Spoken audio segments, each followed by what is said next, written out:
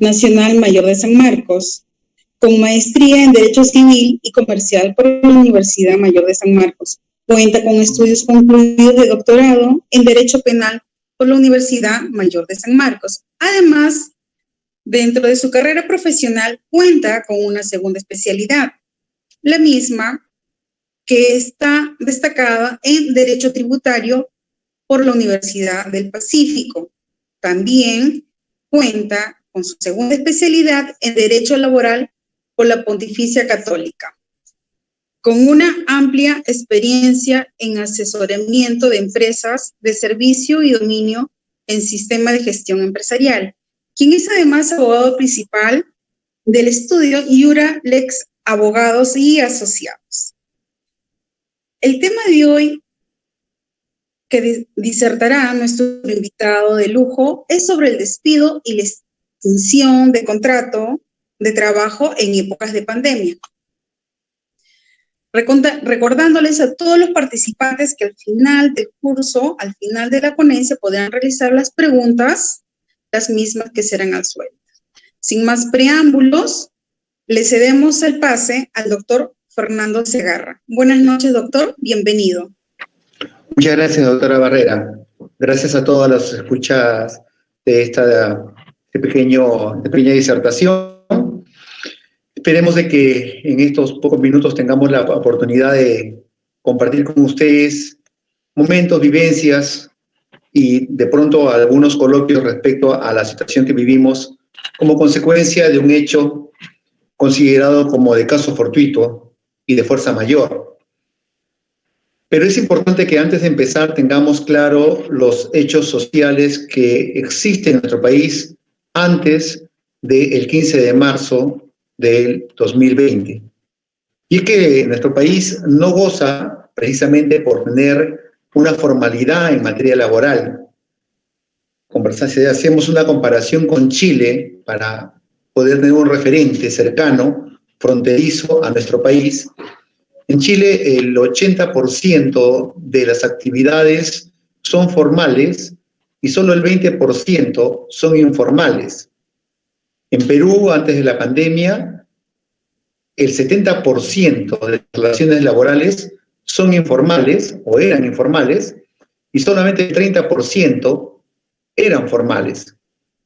De ese 30% que vamos a empezar a conversar, ahora disminuido por cierto, ese 30% se establecía de que en promedio el 25% estaban agrupados en microempresas, mientras que el 3% estaba en pequeña empresa y el 1% en promedio estaba en mediana empresa y la diferencia quedaba para la gran empresa, que era el 0.5% en promedio. Entonces la realidad de una formalidad en el Perú no es un tema nuevo, es un tema arrastrable desde que antes que se hiciera el decreto supremo 003/97-TR, o sea, antes del año 97, ya era también un problema la informalidad y lo sigue siendo a la fecha. ¿Qué ocurre entonces en ese momento? Bueno, el diagnóstico hasta antes de entrar en estado de emergencia es que teníamos una fuerte informalidad, una gran abundancia de gente subcontratada o contratada de manera informal, privilegio en algunos casos de los famosos recibos electrónicos, antes llamados recibos por locación de servicios, y en muchos casos desnaturalizábamos actividades que distan bastante de lo que es su esencia, practicantes que no eran practicantes y que acaban como trabajadores, y personas bueno, que simplemente se les paga en efectivo para que mantengan una relación laboral. Ese era el escenario antes de empezar a hablar del 15 de marzo del año 2020. Cuando se decreta el estado de emergencia sanitario por el decreto supremo, el 008-2020 Salud, mucha gente no entendió en ese momento, porque fue dado antes de la declaratoria del estado de emergencia, con el decreto supremo 044-2020. Antes de ello, la gente no entendió, dijo, bueno, estado de emergencia sanitario, eso es un tema para salud y ya veremos qué cosa es lo que ocurre, ¿no? No era un tema impactante. Cuando la gente toma conciencia de que el problema era de trascendencia internacional, cuando el domingo 15 de marzo el presidente lanza un discurso promediando las 6 de la tarde, declarando el estado de emergencia nacional con inmovilización social. Es el primer momento en el cual tanto el empleador como el trabajador toman noticia de que algo ha ocurrido y que es extremadamente grave. Ese estado de emergencia fue dado hasta el día 30 de marzo. Muchos entendieron, trabajadores y empleadores, que era un tema meramente accidental y que, bueno, el 31 de marzo todos ya estaríamos retornando a nuestras actividades y, por tanto, habría que pasar el temporal. Grata fue la sorpresa cuando tanto el estado de emergencia nacional como el estado de emergencia sanitario, comenzaron a ser prorrogados permanentemente durante el mes de abril. Y a partir de abril ya las cosas comienzan a preocupar, porque las empresas, unidades productivas, formales o informales, de alguna manera necesitan tener ingresos para pagar obligaciones. Entre las obligaciones están proveedores, pero también están las personas que trabajan con ellos. Y si bien es cierto, en informalidad puede pasar a un segundo plano el trabajador, pues en la práctica, de alguna manera, necesito a algunas personas que estén presentes, como un vigilante, como de pronto un conserje, o de repente un cuidador que cuide las materias primas en cualquier lugar que tengamos, llámese Gamarra, Polvos Azules, llámese las Malvinas. Entonces, teníamos una necesidad urgente de resolver el problema, y cuando lo amplía en el mes de abril por 15 días adicionales, pues la cosa comienza a tener ya ribetes de preocupación en ambos sectores. Es por ello que el gobierno el 13 de abril indica, bueno, vamos a ayudar a la empresa formal y a aquellas empresas que tienen trabajadores en planilla, pues vamos a subsidiarlas con un 35% de una remuneración que le corresponde a sus trabajadores hasta el tope de 1.500 soles. Y esto, que aparentemente fue un buen acierto, terminó siendo un gran desacierto, porque recuerden que empecé diciendo que gran parte del porcentaje de la formalidad eran microempresas. Y para los que no recordamos, las microempresas, si se han acogido al registro de micro y pequeña empresa ante la Autoridad Administrativa de Trabajo, pues no pagan en salud, sino pagan solamente el SIS. Entonces, este beneficio que extendía el gobierno de apoyo a las empresas que tenían trabajadores formales no benefició a muchas microempresas que tenían trabajadores, pero que estaban acogidos al SIS, porque así la ley lo permite. Resulta entonces que cuando se amplió la segunda quincena, el asunto tomó ya ribetes incontrolables para muchos sectores a nivel nacional. Junto con ello, paralelamente, empresas mucho más formalizadas, robustas, con una gran capacidad de asesoramiento legal, pues al darse cuenta que el asunto iba ya a mayores y dado los acontecimientos a nivel mundial respecto a las consecuencias de la pandemia, pues comenzaron a ingresar solicitudes de lo que se conoce como suspensión perfecta de labores. Y esto no es un tema nuevo, lo que hemos leído, así sea someramente, el decreto legislativo 728, el TUO de la Ley de Competitividad y Productividad Laboral, pues establecemos y sabemos de que la ley permite la suspensión perfecta por caso fortuito o fuerza mayor. La singularidad de este fenómeno en nuestro país y en el mundo es que se cumplían las dos condiciones. Era un caso fortuito y era un caso de fuerza mayor. Un caso fortuito porque era un virus que nadie lo controlaba, era ajeno a las partes, y era de fuerza mayor porque el Estado estaba disponiendo medidas como la restricción al desplazamiento al centro laboral. Pero evidentemente las grandes empresas tenían la facilidad de poder interponer sus solicitudes de suspensión perfecta por el plazo de 90 días para que pudieran tener un aliciente de frenar o amortiguar el impacto de la ausencia de facturación para los meses que estaban caminando. Esto, que fue aislado en determinado momento, más tarde comenzó a ser ya una imperiosa necesidad en muchos sectores, sobre todo en los de turismo y en los de hotelería, donde se siente con mucho impacto este fenómeno del COVID-19. Ante esto, el gobierno popular ya en el mes de mayo ya no puede hacer más de la contención y autoriza mediante un decreto de metodología para que de manera excepcional se incorpore el tema de las solicitudes de suspensión perfecta. En realidad el gobierno no tenía por qué haber dado un decreto para esta finalidad porque ya estaba regulado por ley. Lo que está regulado por ley no puede volverse a regular de manera restrictiva a lo que ya existía formalmente desde el año 97. Sin embargo, el gobierno lo que buscaba era tratar de desconocer las solicitudes para evitar de alguna manera la avalancha de despidos que ya había empezado, más allá de la suspensión perfecta. Estaban habiendo despidos porque hay un dato que de pronto no tenemos presente, y es que del porcentaje de formalización, un gran porcentaje, por no decir superior al 60%, son contratos sujetos a modalidades. ¿Qué significa eso? Que son contratos temporales. Al ser contratos temporales, tienen una fecha de término, y si bien es cierto, un gran porcentaje de ellos no tienen el sustento para ser temporales, la práctica determina que sí lo sean. Y al hacer de esta manera temporales, pues muchas empresas comenzaron a resolverlo, ya sea de manera unilateral, ya sea de manera por plazo de vencimiento o negociando con el trabajador para dar por extinguida la relación laboral. En cualquiera de sus formas, ya venía una avalancha tranquilamente de extinción de vínculos laborales.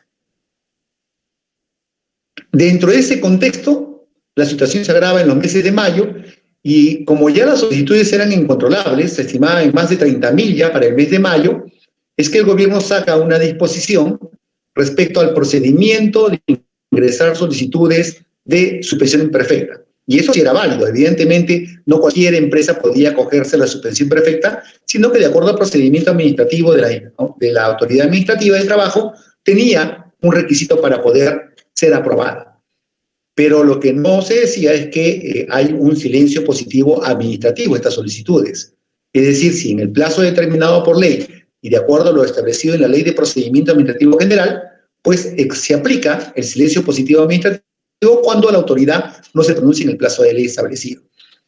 Esta nueva metodología dada en un decreto supremo para poder contener la avalancha de solicitudes de suspensión perfecta, lo que generó fue que se denegaran muchas de ellas hasta que llegamos al mes de junio, y en el junio ya era incontrolable, era real. Teníamos abril, mayo, junio, y si bien es cierto empezó la reactivación de la fase 1 en el mes de junio, también es cierto de que hubo demasiada demora en aprobar los famosos planes de prevención, control y vigilancia contra el COVID-19 que toda empresa estaba obligada a presentar ante la autoridad de salud y ante la autoridad del sector competente, llámese produce, agricultura o según sea la actividad que estaban autorizándose en la fase 1.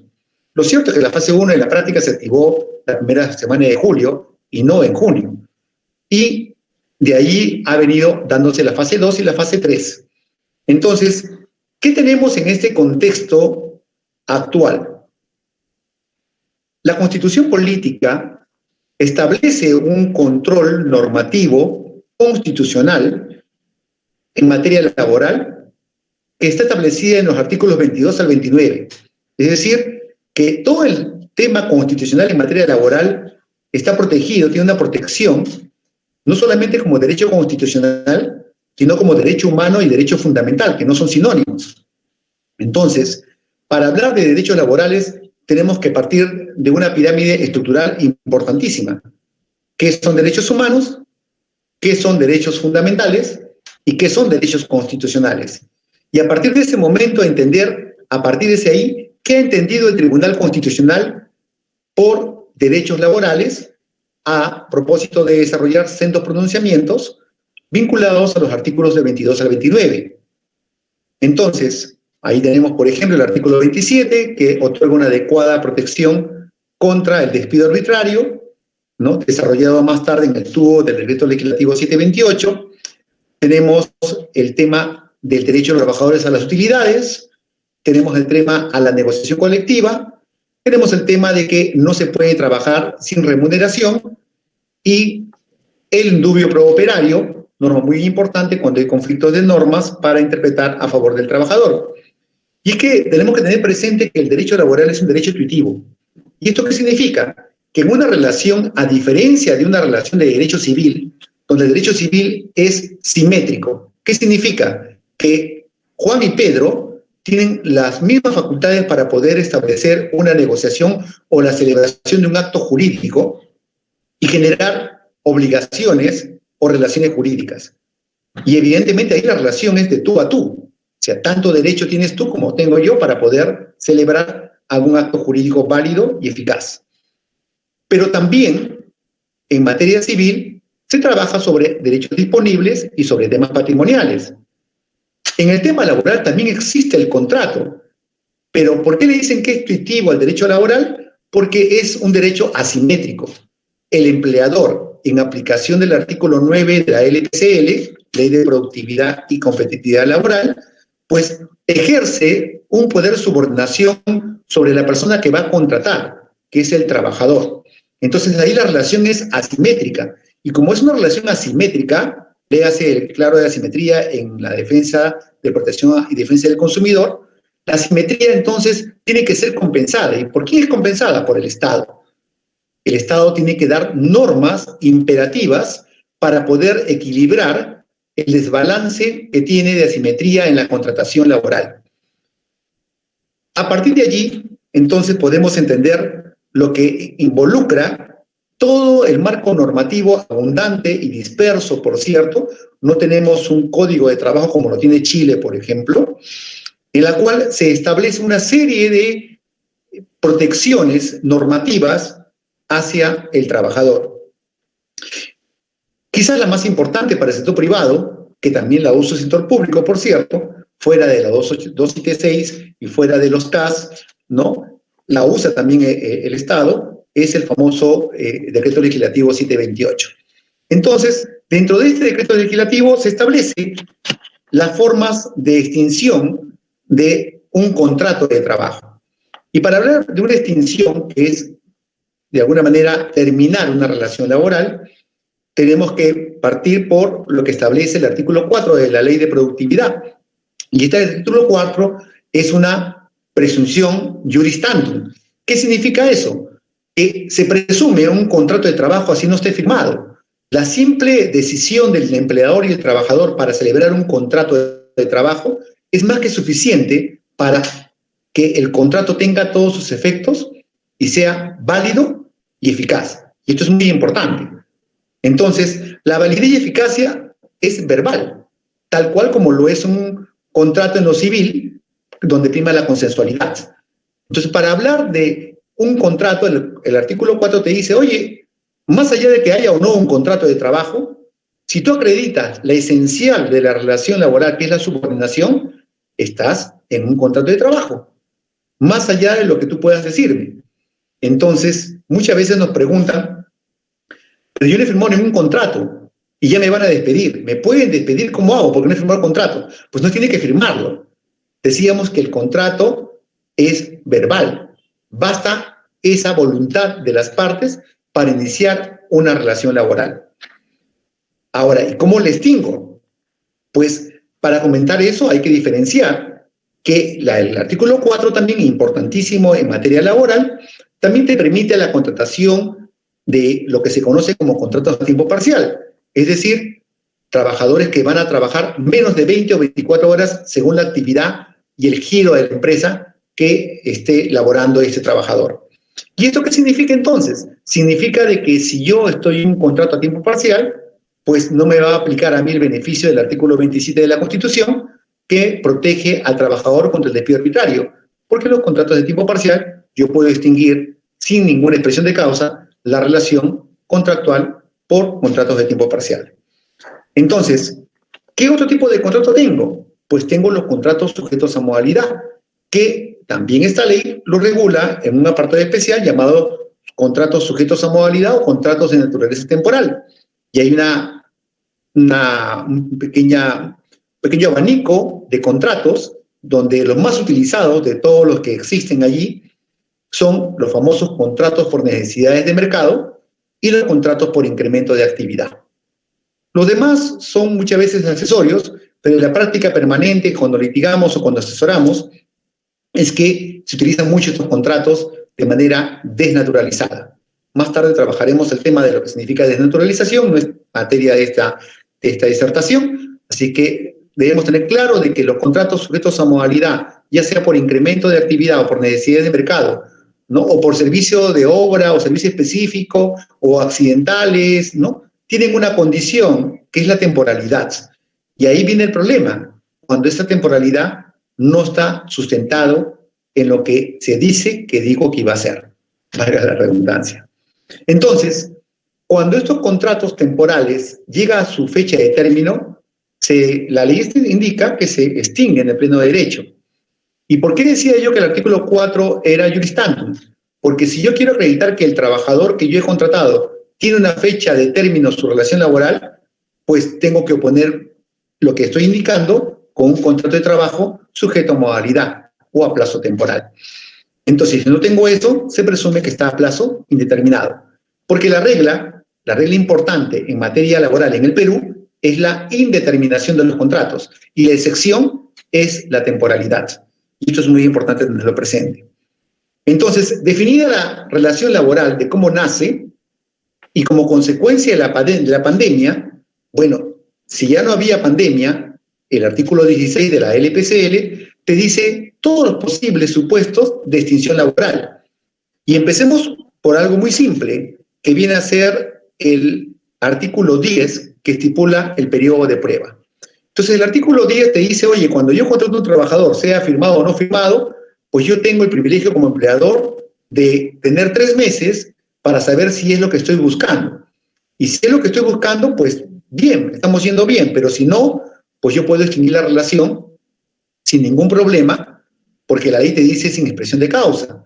Ahora, hay pronunciamientos que indican que sí, debe acreditarse cuál fue la finalidad de contratación y por tanto debería despedirse con prueba, pero objetivamente la ley no distingue eso que se afirma en alguna jurisprudencia y hay un principio de un aforismo jurídico, no se puede distinguir donde la ley no distingue. Entonces, sin embargo, sí hay un principio de causalidad que hay que explicar por qué razón el trabajador o la trabajadora ya no va a contener una relación laboral dentro del periodo de prueba. Periodo de prueba que varía también para el caso de trabajadores que son un caso especial y que han sido uno de los más afectados en este periodo de COVID, que son los famosos trabajadores de confianza y trabajadores de dirección. Porque el artículo 43 de la LPCL regula este tipo de contratos y, en mi criterio, es un artículo que ha sido interpretado de manera extremadamente parcializada, porque afecta justamente a 2 tipos de trabajadores que hasta antes del 2012 tenían ciertos privilegios similares a los de un trabajador ordinario. Un trabajador ordinario, en el léxico que estoy utilizando, es aquel trabajador que es contratado, verbal o por contrato escrito, para una relación a plazo indeterminado, o como consecuencia de una desnaturalización de un contrato, ya sea por locación, ya sea por temporalidad. Pero el caso de los trabajadores de dirección y de confianza tienen una singularidad especial.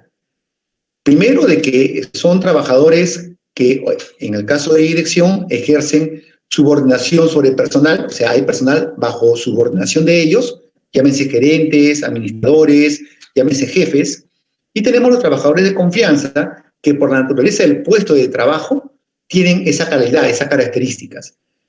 ¿Qué pasa con ellos? Que lamentablemente en ellos la imputación de la indemnización por despido arbitrario no aplica. ¿Y eso qué significa? Que yo podría solamente retirarle la confianza, un tema eminentemente subjetivo, para poder extinguir la relación laboral. Como pueden apreciar, esto ha sido materia de debates, ha sido materia de confrontaciones en la jurisprudencia laboral. La Corte Suprema sacaba pronunciamientos controvertidos, a veces daban la indemnización por despido arbitrario, a veces no la daban, a veces luchaban, pero lo que sí estaban claros todos en ese lado es que la reposición no procedía en este tipo de contratos. Y en eso sí no había nada que tocar. Pero como había mucho pronunciamiento contradictorio de dar o no dar a gerentes y trabajadores de confianza el concepto de indemnización, pues esto se fue aclarado con un pleno que se desarrolló, un pleno laboral, en la cual se zanjó este problema y se dijo que en adelante los trabajadores de dirección y de confianza no podrán tener el beneficio de la indemnización por despido arbitrario, al ser la confianza un elemento subjetivo y no objetivo de los despidos que otorga la ley al trabajador ordinario. Y con esto se zanjó el problema de si le correspondía o no a un trabajador de dirección o de confianza el tema de la indemnización. Y bueno, entenderán que en este tema del COVID, los primeros en caer han sido gerentes, han sido jefes, han sido administradores. ¿Por qué? Porque los sueldos que ostentaban son ciertamente altos, ¿no? Y al ser altos, pues simplemente al no producir la empresa, no facturar, no tener ingresos, era insostenible la relación laboral con ellos. Segundo nivel, ¿qué pasa con los trabajadores que ya pasaron el periodo de prueba? Pues acá tenemos también otro grupo de trabajadores que podrían perder su relación cuando quedan con una invalidez absoluta temporal declarada por Salud. Y eso ha sido también todo un tema de controversia agudizado en esta etapa de COVID, porque ha habido muchos trabajadores que se han contagiado con el COVID. Y hoy ya se sabe que el COVID no solamente era un tema de una gripe, no era un tema solamente broncorrespiratorio, sino que hoy se sabe que es un tema que tiene secuelas por diferentes partes del organismo. Hay documentales que están saliendo ya, sobre todo en Perú, donde la secuela del COVID afecta a la parte neuronal, en otros el aparato digestivo, en otros la parte renal, y entonces estamos en unas dolencias, en unas secuelas, que todavía no ha habido ningún pronunciamiento de Salud respecto a este tipo de secuelas. Pero sí, Salud permite declarar la incapacidad o la invalidez absoluta temporal, que es otra forma también de distinguir la relación laboral. La clásica es la renuncia del trabajador. Y esto en época de COVID es lo que mucho se ha utilizado. Inducir al trabajador a decir, mira, yo ya lleguemos a un mejor término, te vuelvo a contratar, apenas reabran, tú eres la primera opción, pero por favor renuncia porque ya no puedo seguir pagando. Y efectivamente hay empresas que ya no pueden sostener la relación laboral y han tenido que prescindir de sus trabajadores porque no tienen cómo solventar un medio económico. Hay gente que dice, pero el empleador es el responsable. Sí, pero cuando tiene medios económicos, cuando no los tiene, y recuerdan lo que dije de microempresas. Ahora, también es cierto de que hay empresas que se han beneficiado con el tema de la reactiva. Reactiva ha sido un gran apoyo del Estado para que con las entidades financieras otorguen préstamos con un interés sumamente diminuto, nunca antes visto en la historia del Perú. Yo por lo menos, la primera vez que me he quedado asombrado de unos intereses increíbles, y hay gente que ha sido beneficiada, pero sin ningún análisis o estudio respecto a quién sí y quién no. Y entonces tenemos empresas que han recibido este beneficio y lo que han hecho simplemente es sanear sus deudas, pagar sus liquidaciones a los gerentes y poner en liquidación a la empresa. Como hay empresas que sí lo han utilizado para reflotar, que son muy pocas, pagar sus obligaciones sociolaborales y preocuparse por el trabajador. Hay otras que han utilizado el mixto, pagar por veedores y sociolaborales. Pero no hay ninguna ley que limite el tema de reactiva ni que condicione que era por una finalidad. Una cosa es lo que le escuchamos en televisión a los ministros, a los ejecutivos, a los miembros del Poder Ejecutivo, y otra cosa es la realidad. Son dos cosas muy diferentes. No recordemos que en derecho laboral prima el principio de primacía de la realidad, principio rector que se utiliza tanto por la Autoridad Administrativa de Trabajo como por los jueces en la especialidad laboral. Luego tenemos el tema del famoso mutuo disenso, que es otra figura que han estado utilizando muchos empleadores para poder salvar el temporal de la alicaída facturación que ha generado a más de 6 millones de personas que pierdan puestos de trabajo. Entonces, ¿qué es el mutuo disenso? Es el acuerdo de partes para extinguir una relación laboral. Ha habido empresas que sí han reconocido y en vez de optar por el despido arbitrario y los conflictos, dijo, mira, ¿sabes qué? Yo creo que tú y yo somos conscientes de que no estamos trabajando, no puedo sostener más esto, lleguemos a un acuerdo de extinguir la relación, he recibido reactiva y te toca supuestamente 12 sueldos por despido arbitrario, pero te ofrezco 6 y dejemos acá la relación, ¿no? Entonces hemos tenido atención de personas que nos llamaban, yo le decía, bueno, haz la ecuación matemática bien simple, le digo. Vas a luchar por un derecho que te va a durar en promedio 3 años y yo no tengo la certeza que en 3 años la empresa siga viviendo. Así que toma la mejor alternativa que tú consideres con la información que yo te doy. Entonces, el mutuo disenso también es una posibilidad, lo han aplicado muchas empresas, pero no tantas como la del despido o las renuncias. El porcentaje ha sido muy, muy, muy pequeño en relación a lo que acabo de decir. Otros han optado por la famosa terminación de obra o terminación de servicios, sobre todo en el sector inmobiliario, donde ha sido bastante golpeado por obras que se han quedado a mitad o recién iniciando. Y esto evidentemente ha generado mucha indefensión en uno de los mejores puestos de trabajo que son bien remunerados, que son lo que se conoce con el nombre de trabajadores de construcción civil, ¿no? Muy poca gente sabe, pero ellos son uno de los mejores privilegiados en términos remunerativos cuando se trata de obras específicas, pero que también se han visto fuertemente afectados con este tema de la pandemia. Otra forma de exterminar, decía yo, estos contratos eran los famosos contratos temporales. La invalidez absoluta permanente es otro tema también que ha llevado, y acá han utilizado algunas empresas metodologías a veces singulares. Les cuento un caso, por ejemplo, de un trabajador que desea retornar a su puesto de trabajo, una minera en este caso, y el trabajador viene por el famoso 21x7, viene acá a Lima, le agarra el tema del estado de emergencia, se reactiva el estado de emergencia, la empresa le dice debes regresar, pero al momento de regresar, la empresa no toma las garantías de que los que están viajando en la unidad sean personas que no estén expuestas, y él, siendo asintomático, le pasan la prueba y da positivo, pero da positivo cuando llega al lugar de destino, no cuando había partido. Y otros dan positivo, pero con males, ya con síntomas notorios. A él lo regresan a su casa, le dicen, te vamos a llamar, pero el problema está en que él no adquirió el COVID fuera del centro de trabajo.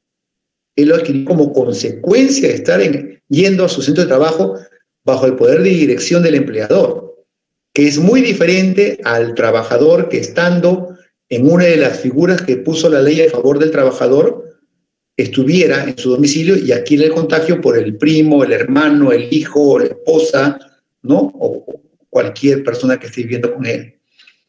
Entonces, allí tenemos una figura también complicada. Tenemos también el tema de las personas que se quedaron en indefensión y, bueno, muchas empresas optaron por tratar de compensar. A propósito del decreto 26-2020, comenzaron a compensar con vacaciones pendientes de pago, con horas extras, con el tema de vacaciones adelantadas, hasta que llegó un momento que se acabó.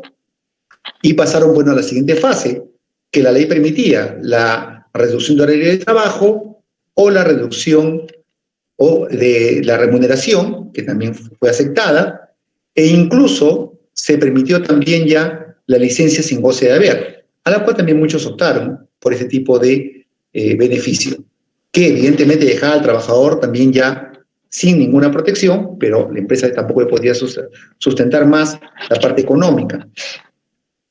Dentro de este espectro, sí me parece acertado que el gobierno sacó una normativa respecto a, en primer lugar, los adultos mayores. Primero se fijó la valla en 65 años y luego se fijó en 60 años.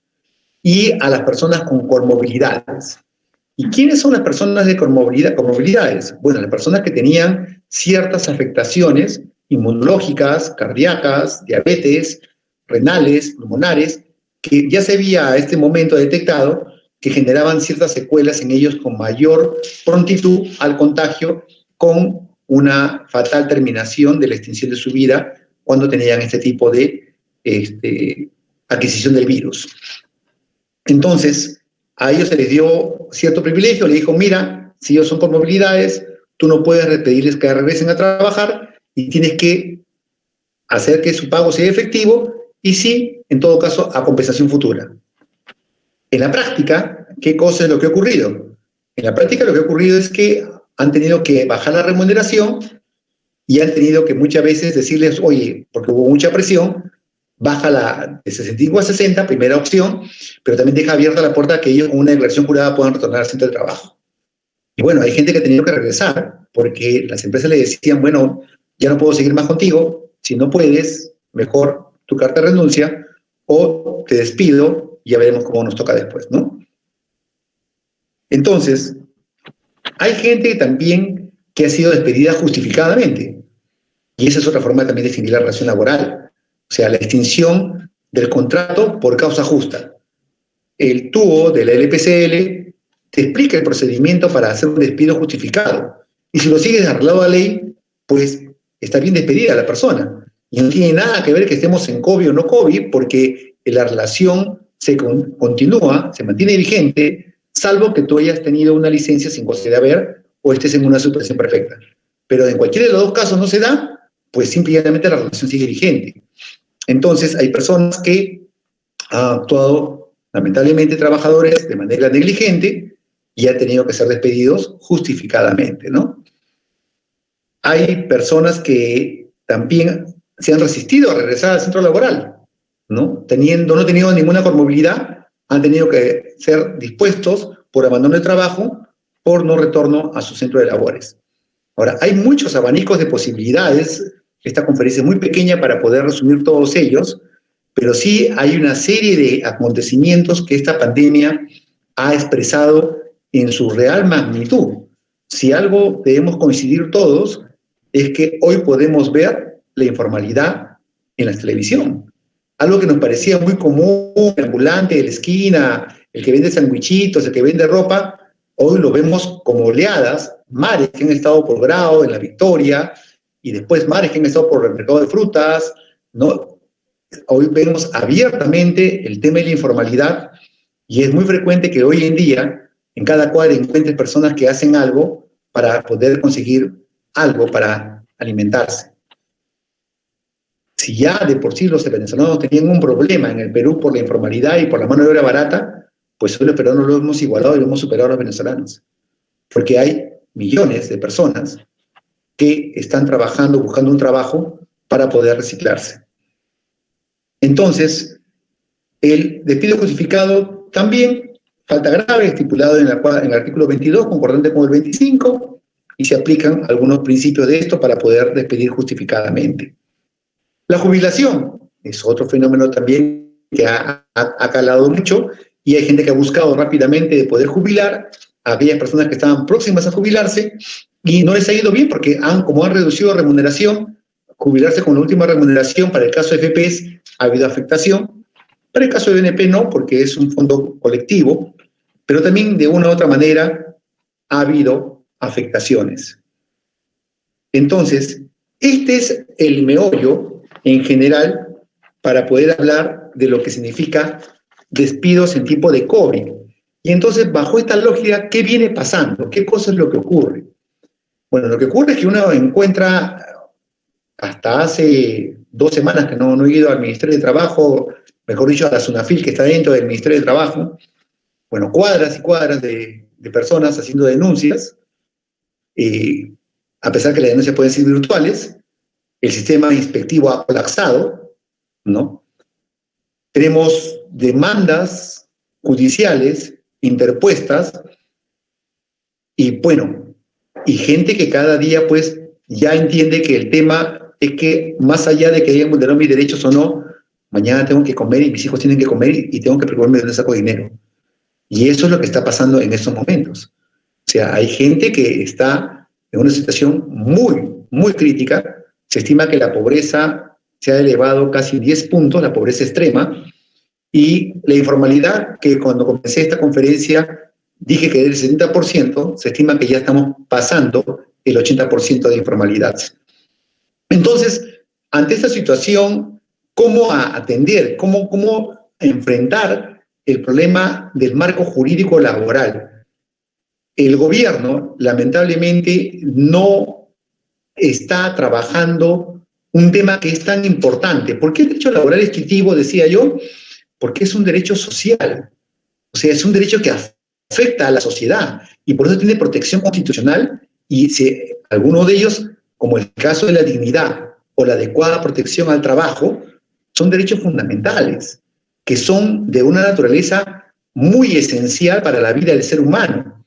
Entonces, ¿Qué está haciendo el gobierno actualmente por el tema del fomento del empleo? Salvo buenas intenciones, muy poco. Lo que sí está clarísimo, y lo he visto en carne propia, es que con la presencia del penúltimo ministro de Trabajo, muy rápido se aprobaron todas las solicitudes de suspensión perfecta y bueno, prácticamente es un hecho de que de las 30.000 solicitudes, entiendo que ya más de 20.000 han sido resueltas, todas en gran parte a favor, pocas son las que no han sido a favor por cuanto han cometido gruesos errores por falta de una asesoría legal en pretender cosas que no suceden. También hay el hecho de que hay empresas medianas, no pequeñas ni micros, no medianas, que pues, tomaron la propia decisión de decir, yo voy en suspensión perfecta y no le comunico a nadie, si no le comunico a mis trabajadores que estamos en suspensión perfecta y no les pago nada. Y se acabó. Y entonces hay trabajadores que han dicho, bueno, si yo lo denuncio me quedo sin nada, tengo familia, mejor me allano y voy tratando de pasar el temporal, ¿no? Para ver qué cosa pasa. El tema es incierto, ciertamente. El Poder Judicial también ha colapsado. O sea, si tenemos, a ver, si alguien acá litiga, ya sea en materia civil o en materia laboral, ¿no? Ni qué decir en contencioso administrativo, se dará cuenta de que uno pide cita al juez y pues pasa más de 30 días y ni siquiera te responden, ¿no? Si uno quiere hablar con el juez, pues no tengo ninguna seña de cómo ubicarlo. Si le quiero mandar un correo, mucho menos, no me responde. Lo único que funciona y que ha sido mejorado, porque al principio de junio no fue mejorado, es el SINOE, la casilla electrónica y ahora la mesa de partes electrónica, donde uno puede colocar demandas, ¿no? Y puede tratar de colocar escritos, y que en algunos juzgados sí el tema remoto, dentro de lo malo que vivimos, el trabajo remoto sí ha funcionado en algunas zonas jurisdiccionales, incluyendo inspectores de trabajo. Y entonces voy a empezar por esto último, para ya dar por terminada la exposición. En el Poder Judicial hay juzgados que sí han tomado la iniciativa y se han asimilado muy rápido al trabajo remoto y están resolviendo rápidamente algunos procesos judiciales, sobre todo medidas cautelares, por el tema de audiencias de conciliación, audiencias de juzgamiento, se están dando y están respondiendo a la sentencia rápido. No son muchos, lamentablemente. El grueso de juzgados, y ni qué decir de salas superiores, ya ni siquiera me preocupo de la Corte Suprema, porque ahí el asunto, como el famoso cuento de la comorbilidad, pues simplemente ya ni siquiera trabajan, porque creo que no entienden qué cosa es una computadora y cómo se maneja el Zoom y cómo se maneja el Google Meet. Creo que hay un problema fuerte, ¿no? Entonces, de alguna manera, en cualquiera de sus formas, hay juzgados que están avanzando, pero hay juzgados que están haciendo sumamente lenta la actividad laboral. El día de ayer tuve una audiencia de conciliación, no llega por Google Meet, pero tengo que proteger a mi cliente, tengo que acercarme al Poder Judicial y pues después de 1 hora y media que nadie te atiende porque nadie sabe darte razón, dice, no se preocupe, lo van a reprogramar. Entonces, una solución tan facilísima, creo que no amerita en una situación tan complicada. Yo creo que el Poder Judicial no está a la altura de la situación social que viven los trabajadores, que viven las personas que hoy día ven afectados sus derechos. En materia inspectiva, como que colapsó, y salvo el tema de suspensión perfecta, estamos hablando de un tema que está más vinculado a actuaciones inspectivas y que sí están funcionando. Las actuaciones inspectivas son virtuales, son muy rápidas, van en contra del empleador, realmente se juega muy rápido el asunto y esto los está poniendo a ellos en jaque y en todo caso se convierte en una medida interesante para utilizarla antes que el Poder Judicial, por cuanto la diferencia con el Poder Judicial de un proceso ordinario de 3 años a 5 años o un proceso abreviado de 1 año a 2 es que el inspector tiene el machete en una mano y en otra tiene el tema págale o te toca. Tú elige, ¿no? Entonces, como que en algunos casos está funcionando muy rápido, se están ayudando muy rápido a las empresas a reconocer lo que por ley le corresponde a un trabajador, y en otros casos está la lentitud de las absoluciones, ¿no? Ese es a buen romance lo que tiene en el marco laboral, y entonces a concluir el tema del título de esta conferencia. Y decíamos, ¿qué está pasando en el COVID con la extinción laboral? Pues las formas que están utilizando los empleadores es matizada, ya sea por la unidad de negocio que manejan, por el tamaño de la empresa, por el giro o actividad, que es muy importante. No olvidemos que hay empresas que no se han visto afectadas, por lo menos no con atención al público, bancos, entidades prestadoras de alimentos, pero sí se han visto afectadas con la concurrencia de públicos.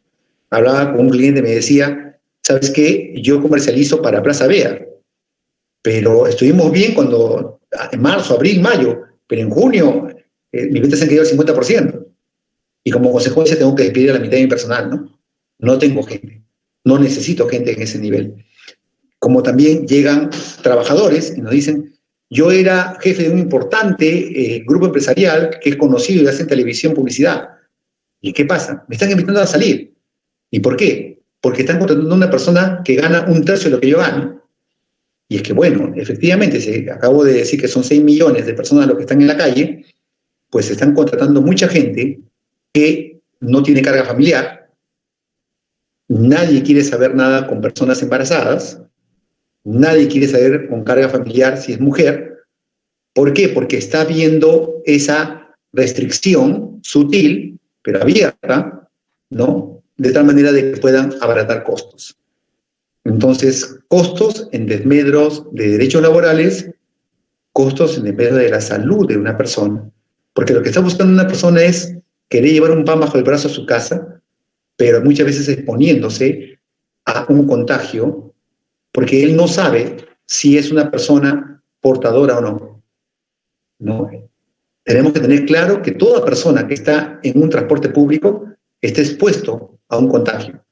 Y si bien es cierto, puede ser asintomático, puede ser una persona que le va a pasar muy de lejos el virus, tengan por seguro que puede no ser lo mismo para el familiar que viven ustedes, sea pequeño, sea mayor o sea menor. Entonces, bajo esos términos, y concluyendo la conferencia para dar lugar a las preguntas que ustedes van a formular, lo único que les pido es mucha creatividad, mucha habilidad para poder reinventarse y poder afrontar una buena asesoría en materia laboral. Gracias por escuchar, quedo atento a sus palabras y voy a leer en principio las preguntas que nos han formulado que ha mandado la doctora Barrera. A ver, me preguntan en principio, la empresa no me despide y quiere que yo renuncie. ¿Me hará algo por mi tiempo de trabajo? Bueno, acá, como hemos dicho, estamos ante el mutuo disenso, ¿no? ¿Qué significa eso? Como ya le he explicado, el mutuo disenso tiene que ver con el acuerdo de partes, y el acuerdo de partes tiene que ver con un tema consensual. A ver, no sé si me escuchan. ¿Queda claro lo que estoy hablando? Sí, correcto, doctor, le estamos escuchando. Perfecto. Entonces, acá estamos hablando fundamentalmente de que no se trata de que el empleador te imponga, sino que el mutuo disenso es una combinación de negociación de las partes. Uno tiene interés en acabar la relación, yo también, pero lleguemos a un acuerdo. Y para eso la mejor recomendación es hagan una liquidación con alguien que sepa de liquidaciones de beneficios sociales. Porque muchas veces hay una serie de beneficios ocultos que no se advierten a primera vista y que sí, la persona que conoce el tema te los va a sacar. Hay veces vienen clientes acá a decirme, mire, me han despedido, yo sé que me corresponde 20.000, y digo, no te corresponde 20.000, te corresponde 70.000, ¿no? Por dar un ejemplo. Segunda pregunta, ¿se pueden despedir por tardanzas reiteradas en tiempo de COVID? La respuesta es sí. ¿Por qué? Porque si bien es cierto, nosotros tenemos cierto problema para el transporte, las reglas del juego las pone la empresa. Y si evidentemente tienes a un compañero que viene de Huaycán y tú también vienes de Huaycán, y él llega a la hora de entrada o 10 minutos antes y tú llegas mucho después, pues queda acreditado que tienes un problema de transporte.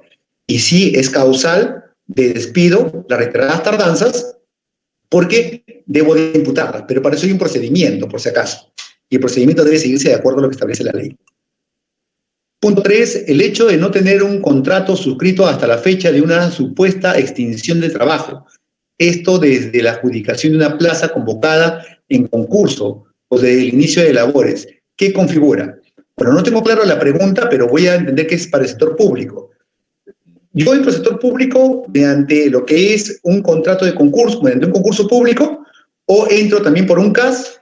Pero ¿qué ocurre? Muchas entidades públicas hacen el famoso NSP, o sea, el contrato de emite tu recibo por locación y estamos trabajando.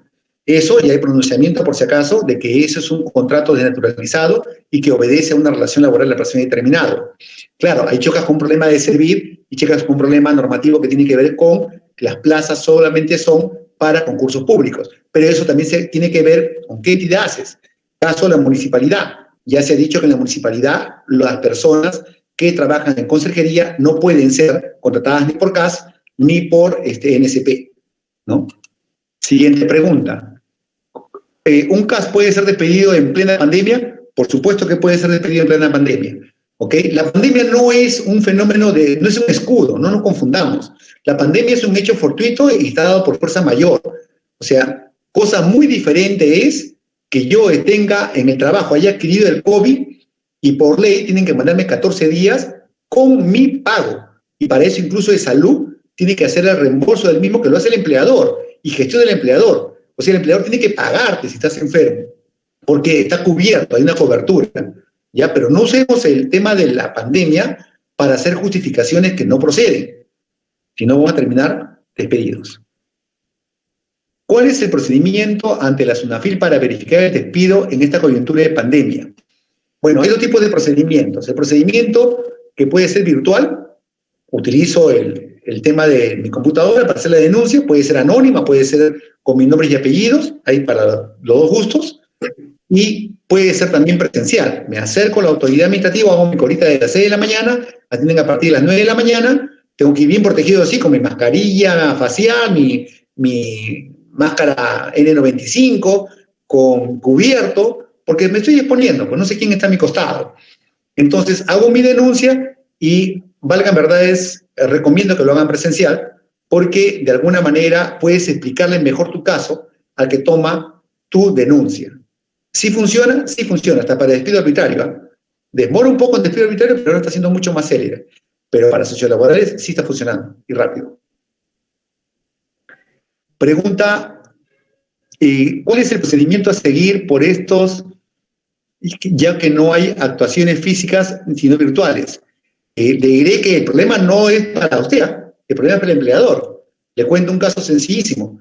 Te manda el inspector a la empresa, a su correo, hemos recibido necesitamos que usted nos cumpla el siguiente requerimiento, por favor deme una declaración jurada, en la cual usted me consigna su correo y su celular, ¿no? Con cargo a ser sancionado por obstrucción a la administración inspectiva, y entonces el gerente o el empleador le da, viene el requerimiento formal virtual, tiene que resolverlo virtualmente, y si detecta incumplimiento de disposiciones sociolaborales, pues le da solamente el plazo de 3 días para que regularice. ¿Y eso qué significa? Paga o te multo. Así de simple. No es negociable. No que lo voy a pagar en 6 cuotas o en 10 cuotas, no. Paga o te multo. Así de simple. Y entonces, muchos están pagando. Siguiente pregunta. ¿Puede un trabajador adulto mayor nombrado ser despedido?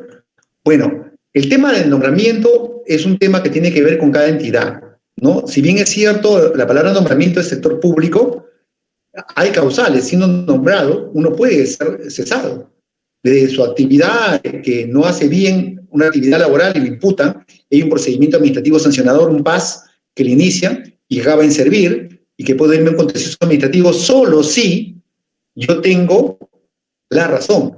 Porque muchas veces se confunden y creen que el contencioso administrativo es una nueva vía para ventilar nueva medio de prueba.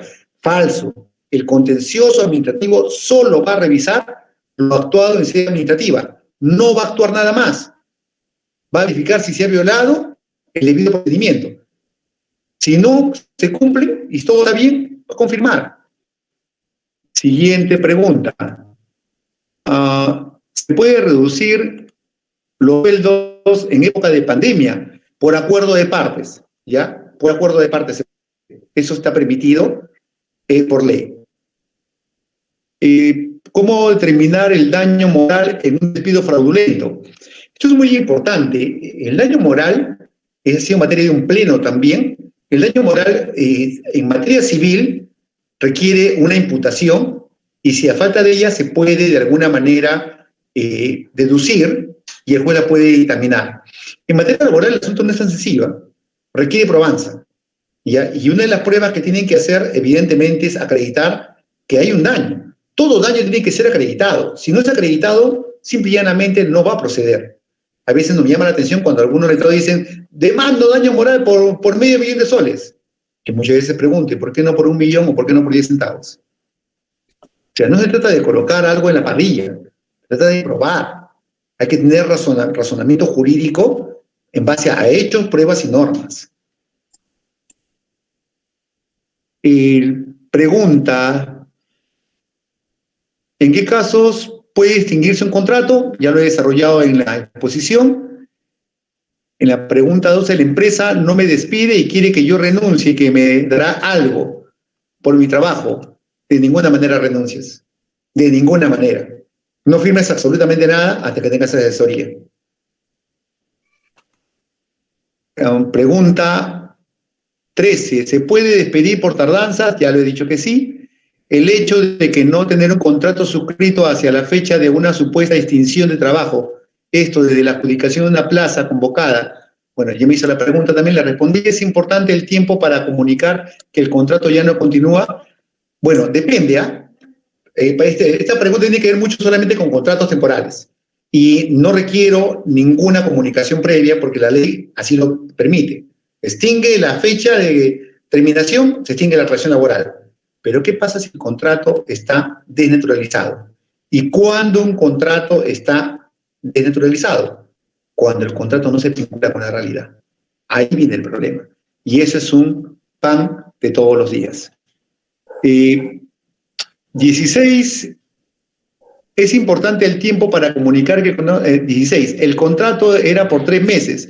Solo nos comunicamos que continuaba, pero no nos enviaron el correo ni nada. No tienen que mandarte nada. Acabo de decir que el 4 te da la protección y ya eres un trabajador a plazo indeterminado. Así que siéntete afortunado porque estás en la lista de los poquitos que son beneficiados. Hicieron convocatoria sin antes comunicar, ¿es correcto? No, este tema de las convocatorias es un tema que en época de pandemia están saliendo convocatorias con nombres y apellidos propios. La verdad es que muchas veces lo siento así. Bien, esa es gran parte de la respuesta que me han formulado, ¿no? Quedo atento a su comunicación. Agradezco haberlos conocido por este medio. No sé si tienes alguna pregunta, doctora Barrera. Sí, así es, doctor, muy amable. Ya las preguntas han sido exsueltas mediante el formulario del cual las han realizado. Asimismo, tenemos una pregunta, tenemos 3 preguntas en el chat del evento. Nos indica la persona de Karen Pérez Muñante, nos consulta lo siguiente. Doctor, buenas noches. Una pregunta. La norma de trabajo durante el COVID se dio protección al trabajador. Sin embargo, se dejó abierto el hecho de que procedía el término de contrato en casos de aquellos que tenían una fecha de término. Su pregunta sería, ¿cómo se implicaría esta medida cuando una es madre gestante con fecha de término en medio de la pandemia? ¿Qué primaría en este caso?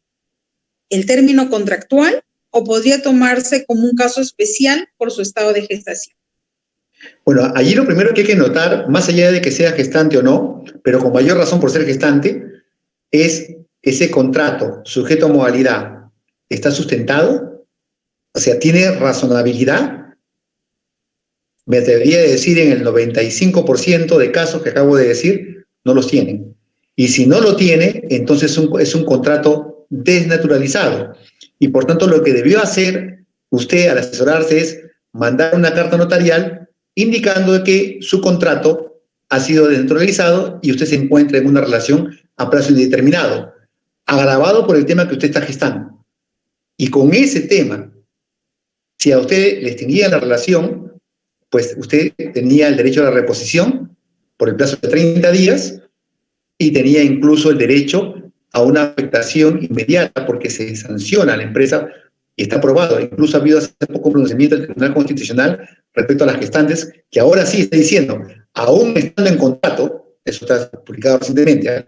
Eso es noticia de ayer fresquito, aún estando en contrato, más allá de que sea razonable o no sea razonable, tú a una gestante no la puedes despedir. Entonces allí no sé cómo debería entenderse ese pronunciamiento del Tribunal Constitucional, porque linda con lo establecido por ley, ¿no? Así es. ¿Alguna pregunta adicional? Sí, muchísimas gracias por la calientita, doctor. Es muy bueno tener siempre las calientitas acá. Ok, nos hacen otra segunda. Vivian Antaya lo saluda. Buenas noches, doctor. ¿Qué pasa con el trabajador que estaba de vacaciones y iba a regresar en el transcurso de la cuarentena? ¿Cómo se consideran esos días?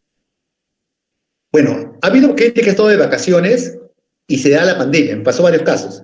Uno me dice, doctor, estoy en vacaciones y ya tengo que recuperarme. ¿Qué pasa con mis vacaciones? Yo no las he gozado. Lamentablemente, si te tocó la pandemia en época de vacaciones, son válidas. No puedes decir que no porque eso no lo debe el empleador, ¿no?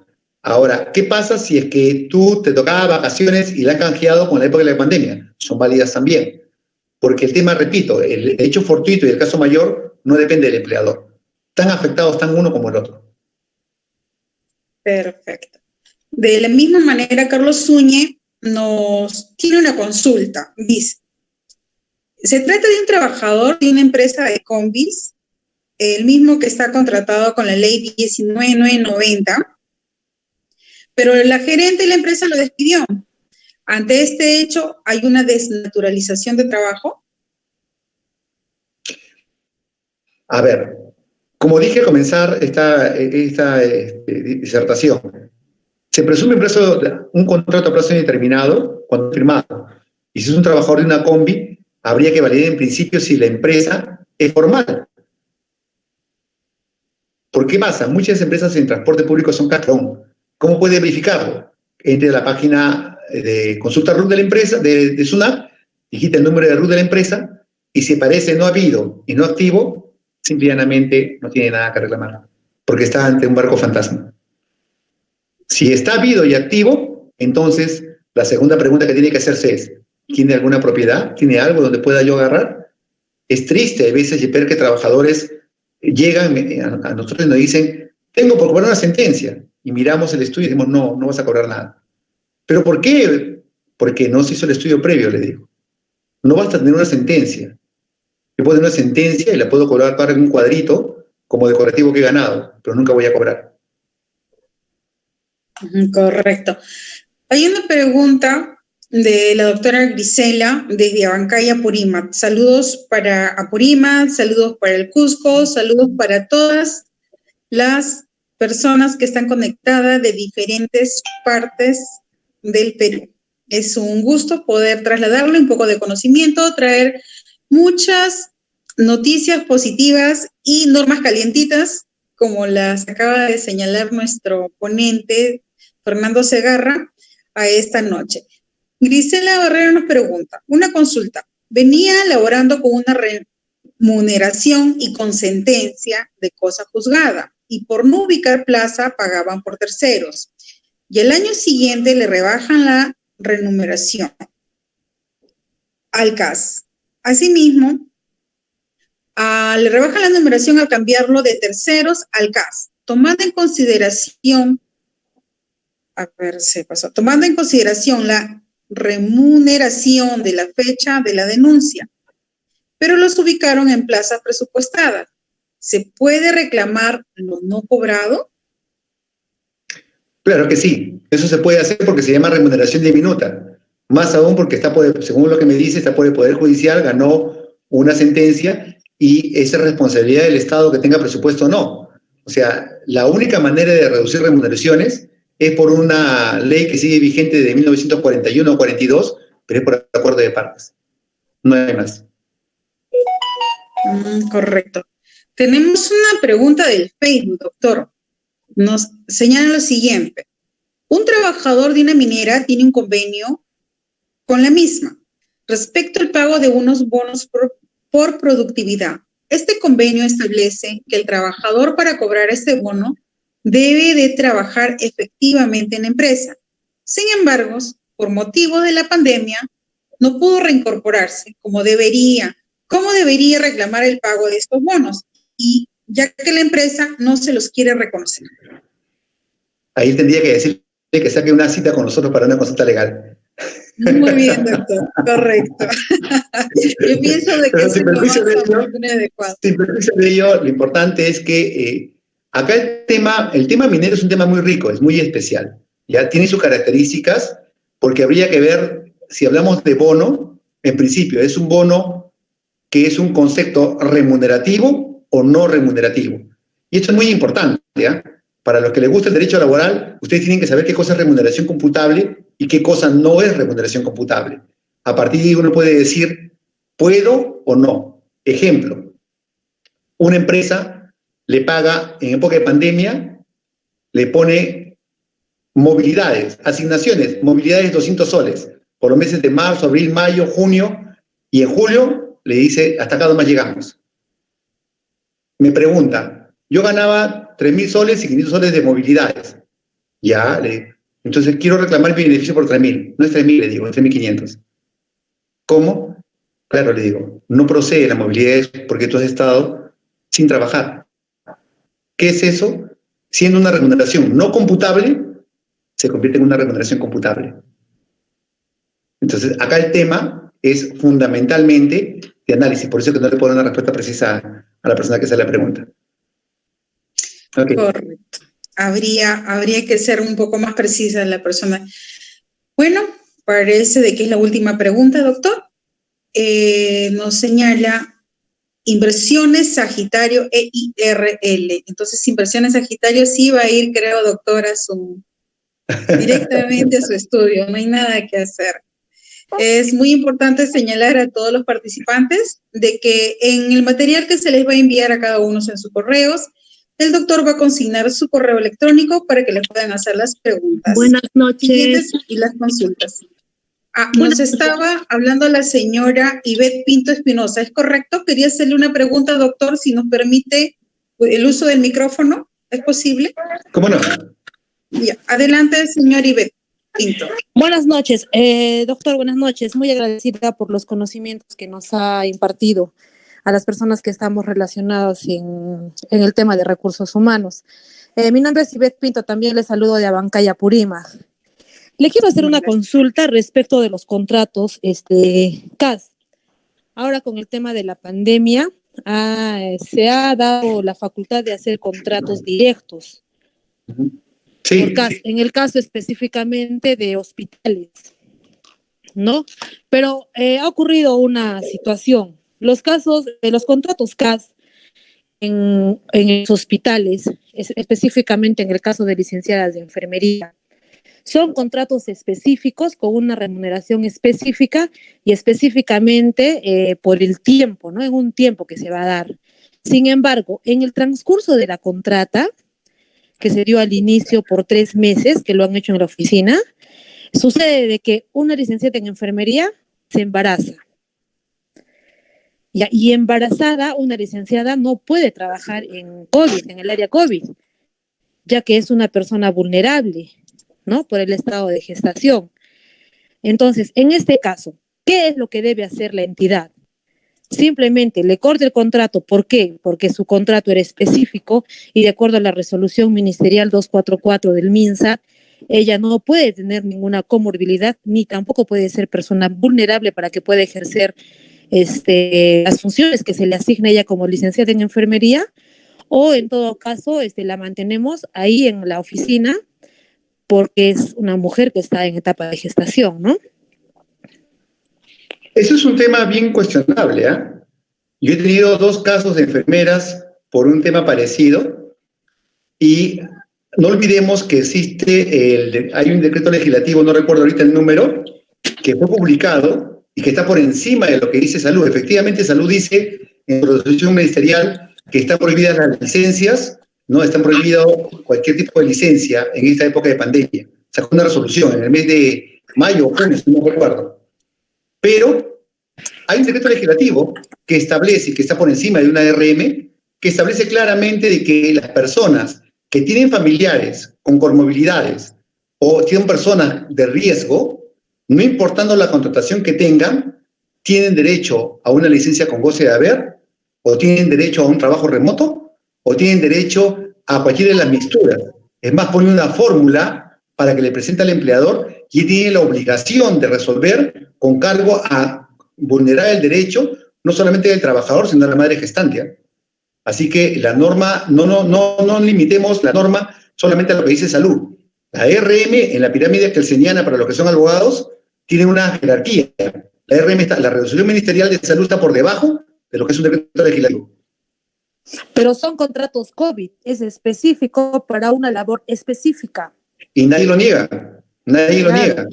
Pero ¿qué cosa a ella ocurre? se le ha contratado para que tenga contacto con paciente COVID. Así es, pero ¿qué pasa?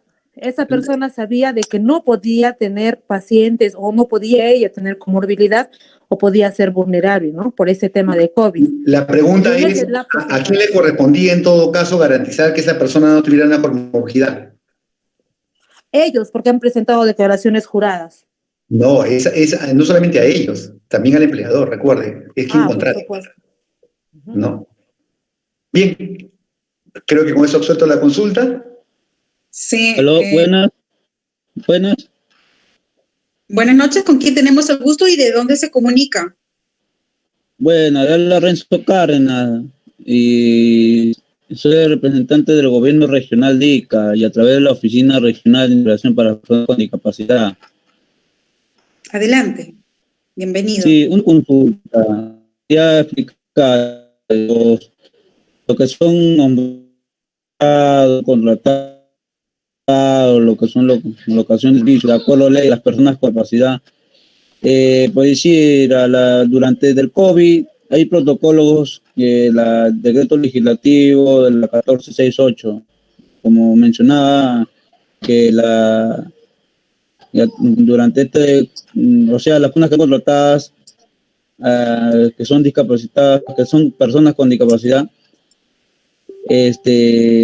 detallando que no es factible por ser un despido por esta pandemia y por el acuerdo de la ley, la 29973, la ley general que se resuelve por el acuerdo de los ajustes relacionados a las políticas públicas de las personas con discapacidad por el sector público o privado, que se puede ver esa contenda, porque no puede ver a una persona con discapacidad, sea por despido arbitrario, porque por esta pandemia y a la vez también por la ley que le favorece totalmente, de acuerdo al 15%, el 5% al 15% de puntaje, de acuerdo a las facilidades que tenga la condición. Como yo también soy un discapacitado intelectual leve, estoy trabajando en el sector público y a la vez soy especialista en el tema de personas con discapacidad. Generalmente, a través de educación, las sensibilidades también incluye también y a través de la iniciación laboral en común. Y como mencionaba el doctor, también lo que son contrataciones por la 1057, que ven todas las incertidumbres de las personas con discapacidad en tema laboral, específicamente porque funcionarios o autoridades no pueden sacar a una persona con discapacidad porque esa es la ley que los favorece totalmente, de acuerdo a las funciones. Y también, por decir, el trabajo remoto, que a veces hay actividades no hay ejecutadas, porque puede decir que todavía se están realizando los trabajos así, temas virtuales, suficientes, totalmente. Esa es la pregunta, mi estimado doctor, y eso de todas maneras. Muchas gracias.